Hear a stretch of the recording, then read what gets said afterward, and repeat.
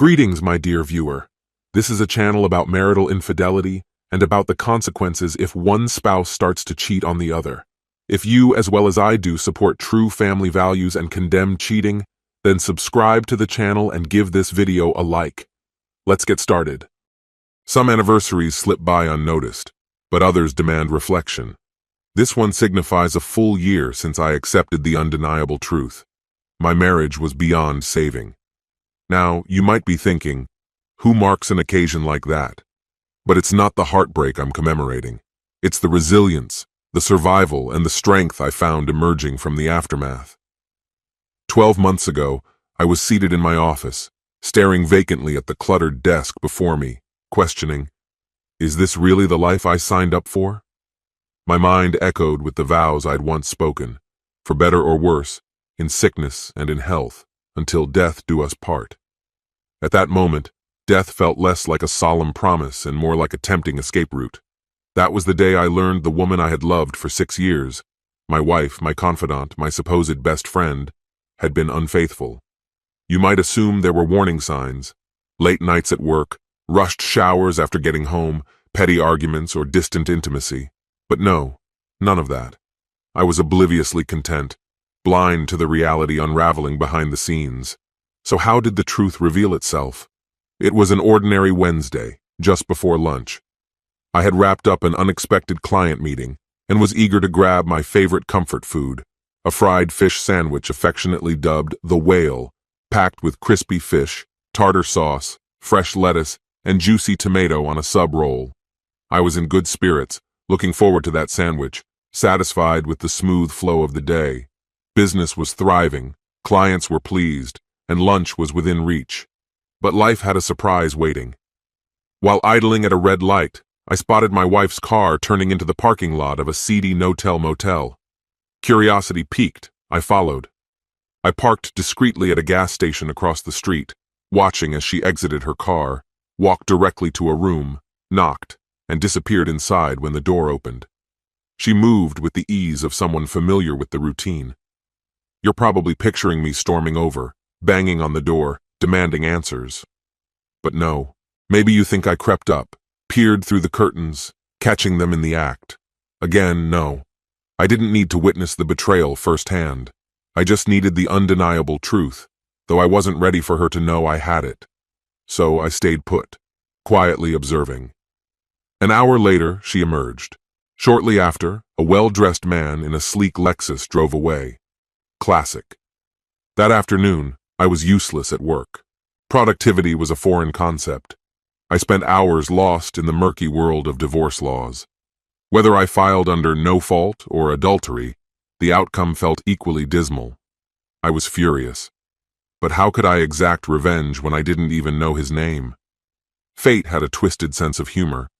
That evening, I barely spoke to her. She kept prodding, asking what was wrong. Seriously? Was she clueless? Or was guilt gnawing at her conscience? Or perhaps she was so detached she couldn't link my mood to her betrayal. Later, while the late news flickered on the TV, a story caught my attention. A local bank had been robbed around lunchtime.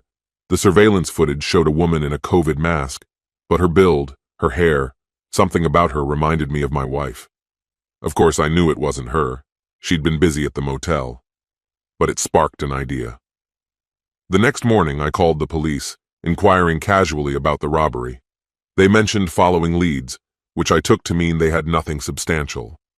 Offhandedly, I suggested the suspect resembled someone from my neighborhood. I provided my wife's name, mentioned her new car, a half-truth since I'd bought it, and added that she wasn't home during the time of the crime. That part was true. I thought they might just question her, giving me a brief moment of satisfaction, but it got better. When they noticed the striking resemblance and realized she had no solid alibi, they brought her in for questioning. She had to spill the details, where she was, who she was with. It didn't take Sherlock Holmes to piece things together.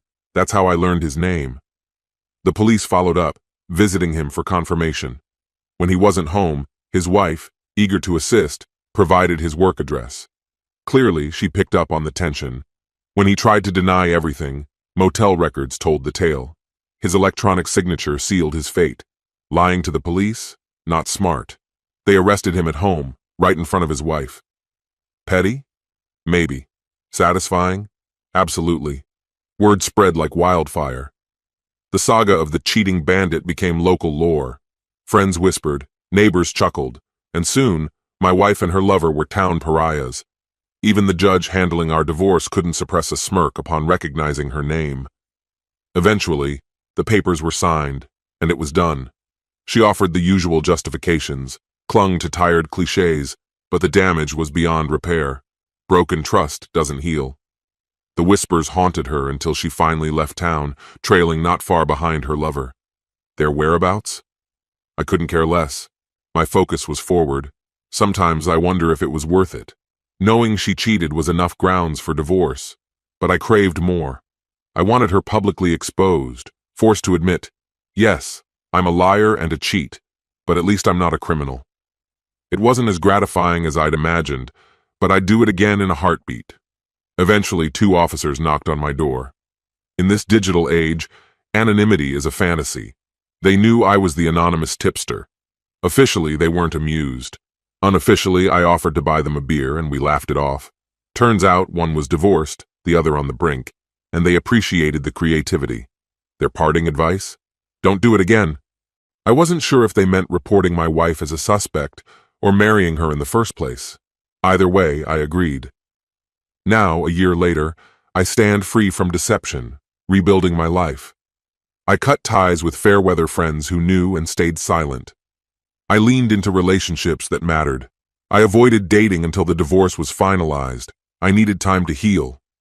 About a month ago, I met an incredible woman, my age, also scarred by infidelity. We share that common ground. She's on her own journey of rebuilding. Together, we've embarked on a lighthearted quest to discover the world's finest bourbon, a mission we approach with genuine passion.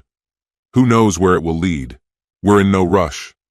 For now, I treasure every moment we share. Tonight, she's helping me mark an anniversary, not one of loss, but of liberation. Here's to new beginnings. My friend, and this is the end of the story. If you liked this story, then put your royal like and subscribe to the channel. May the force be with you.